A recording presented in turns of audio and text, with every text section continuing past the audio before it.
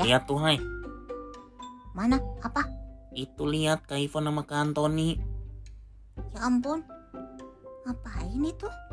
Iya, itu dari tadi muter-muterin handphone. Jangan-jangan handphonenya rusak, nggak ada sinyal kali. Iya, tuh lagi cari sinyal ya. Iya, atau dia belum bayar pulsa. Iya. Ayo kita deketin, kita tanya. Penasaran dari tadi gitu-gitu terus ya? Iya, terus ketawa-ketawa lagi. Iya, Kalau biasanya susah sinyal kan pasti sebel mukanya. iya. Tuh, malah tinggi-tinggian. Tangannya dinaikin tuh. Ayo udah yuk, kita tanya yuk. Kak Ivon, Kak Antoni, kalian lagi ngapain? Iya, kalian lagi ngapain sih? Ini lagi mencoba hal yang baru. Iya nih, seru dari tadi. Iya, serunya apa dari tadi? Muter. Atau jangan-jangan nggak ada sinyal lagi? Bukan cari sinyal. Iyalah, ini kita lagi mencoba hal yang baru. Wow, asik apaan tuh? Nih, di Google lagi ada fitur di mana kita bisa melihat binatang secara virtual. Oh ya? Jadi kita bisa lihat binatang secara virtual? Asik banget ya, asik. Iya, nih lihat. Misalkan kita search harimau di Google. Wah, harimau. Nanti ada pilihan view on 3D. Terus kamu tinggal arahin deh kameramu. Tunggu sebentar, nanti akan terlihat harimau. Ukurannya itu ukuran yang normal, yang benar-benar real. Wow. Jadi seperti kita melihat harimau di depan mata kita. Wah, serem dong. Nanti kita digigit. Iya, nanti kalau kita dicabik-cabik gimana? Iya, rusak deh kita. Jadi empal gentong dong kita. Ya enggak lah. Emang kita sapi. Ya siapa tahu, kan soalnya kebun binatang sekarang lagi sepi. Ntar harimaunya kelaparan, lihat kita, dicaplok kita. Ya enggak lah Dipikir kayaknya. empal. Kalau dicaplok, kantornya dari tadi udah habis kali dagingnya. Iyalah, kalian ini Iya gimana juga sih? Masa orang yang namanya gambar virtual yang nggak mungkin bisa menyakiti kita? Oh, coba harimau coba. Ya ini harimau tuh. Wow. Wah, Lihat taringnya. Wah, mantap. buntutnya sampai gerak-gerak gitu ya. Iya. Ya kan, kayak beneran. Bukan cuman gambar yang diam, tapi ini gambar yang juga gerak-gerak. Wah, sekarang binatang apa, Sukri? Pilih. Sekarang kucing. Oh ya, kucing. Wah iya, kucing beneran. Mana? Oh, Itu iya. Ya ampun, bagus ya. belang-belangnya. Iya. Aduh. Nah, sekarang binatang ini Kantoni. Panda. Ya, oke, yuk. Panda. Ketik dong Kantoni. Ya nih. Nah, udah tuh muncul. Wah, Wah, kok kayak Kantoni ya? ini kenapa pandanya ada dua? Jangan gitu dong, kasihan Iya nih Kantoni. kalian. Ya soalnya perutnya itu loh, ndut-ndut gitu. Iya, kayak kembar ya sama panda. Ya kan secara real life ini ukuran yang sebenarnya, bukan ukuran yang diperkecil. Oke, sekarang mau binatang apa lagi? Aku mau Aku mau domba. Loh, kok bisa sama sih jawabannya domba? Iyalah, kita mau tahu domba itu bagaimana. Iya, soalnya kita sangat terkesan dengan domba. Kita juga sering dengar cerita domba. Iya. Emang terkesan kenapa? Akhir tahun lalu kan kita ke kebun binatang. Betul. Terus kita ke tempat domba. Iya. Kita panggil-panggil dombanya. Sampai teriak-teriak ya, Sukri ya. Iya, bahkan kita juga ikutan mbe. Iya. Kita panggil domba, me. Terus kenapa emangnya? Kesel banget Kak Ivon. Domba itu nggak datang sama kita. Iya, udah dipanggil-panggil, kita sampai teriak-teriak. Padahal kita udah bawa rumput-rumputan loh, bawa wortel. Nih, makan. Nengok atau apa gitu. Iya, sombong banget. Jadi terkesan. Dan aku sih ingetnya itu waktu dia bulat-bulat kecil. Kayak biji kopi. Iya betul. Tapi kenapa sih domba itu? Emang tuli ya? Jangan-jangan sakit kali waktu di kebun binatang itu ya, Sukri ya? Iya ya.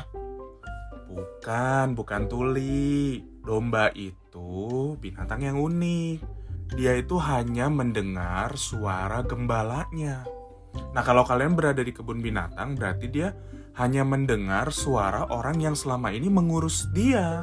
Oh, pantesan nggak dengar kita. Kita kan nggak bersama-sama dengan domba itu terus. Iya, aku pikir dombanya congean.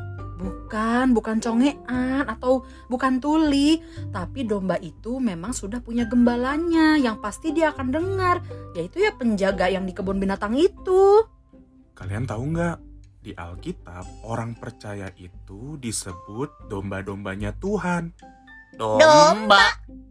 Masa Kak Antoni Kak Ivon dibilang domba gara-gara percaya Tuhan ya Sukri? Iya. Berarti kalian punya gembala dong. Punya. Iya, bahkan disebut gembala yang baik. Gembala yang agung. Gembala yang sangat mengasihi domba-dombanya. Siapa tuh gembalanya? Tuhan Yesus. Tapi kenapa sih dipilihnya domba Kak Antoni bukan binatang yang lain? Iya, bukan kambing. Iya, misalnya unta kan kuat tuh. Iya.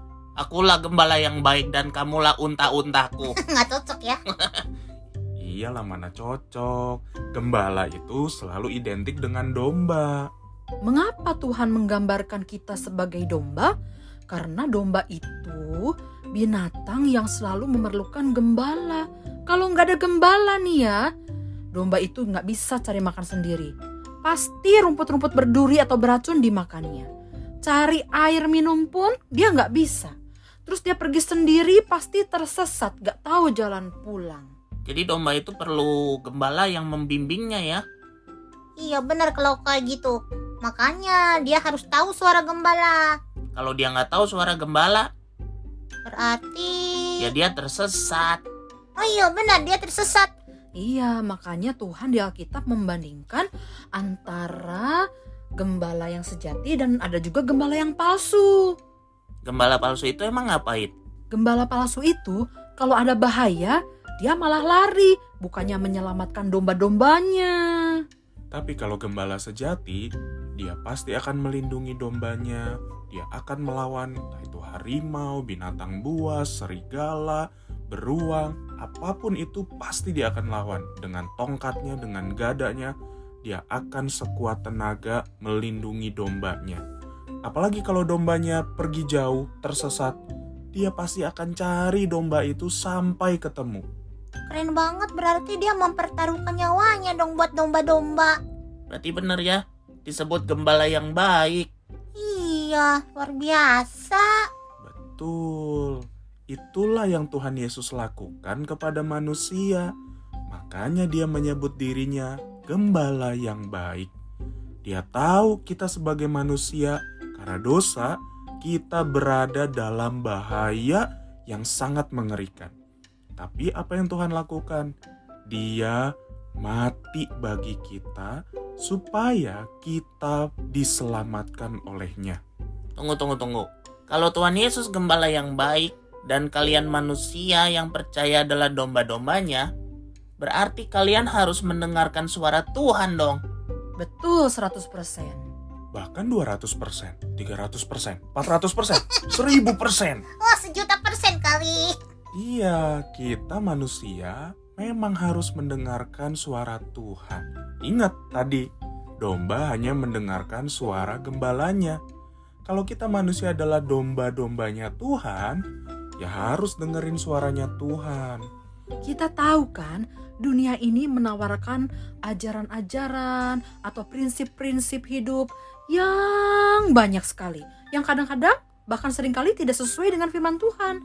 Nah, kita sebagai anak Tuhan harus ikut apa yang sudah Tuhan Yesus ajarkan. Kita harus mendengar suara Dia, bukan suara yang lain. Apalagi suara-suaranya yang ngajak-ngajak dosa ya. Iya, kalau kita lebih mendengarkan mereka yang mengajak untuk berbuat dosa, artinya kita bukan domba yang baik. Iya, kita domba yang tidak taat dong. Iya, domba yang baik mendengar suara gembala yang baik. Dan kita harus bersyukur loh punya Tuhan Yesus yang mau menjadi gembala manusia-manusia yang lemah dan berdosa. Ya kan Kak Antoni? Iya, bahkan ketika dia tahu betapa nakalnya kita, betapa sering kali kita menyakiti hatinya, dia tetap mencari kita. Karena dia mau supaya domba yang nakal ini kembali ke pangkuannya menikmati kasih yang diberikan oleh si gembala itu. Pasti diterima lagi ya kalau dombanya udah tersesat atau dia sengaja melarikan diri. Iya, kalau nakal gitu. Pasti diterima. Kan Tuhan Yesus gembala yang baik. Tuhan bukan hanya mencari, tapi dia juga rela memberikan nyawanya untuk domba-dombanya. Jadi mulai sekarang, kita sebagai domba harus belajar mendengarkan suara Tuhan Yesus Caranya gimana? dengan membaca Alkitab, sehingga kita bisa tahu apa yang Tuhan mau buat kita. Yuk kita lihat lagi binatang di Google yuk. Ayo kita lihat panda lagi. Iya, panda lagi. Panda. Asik. Masa panda lagi?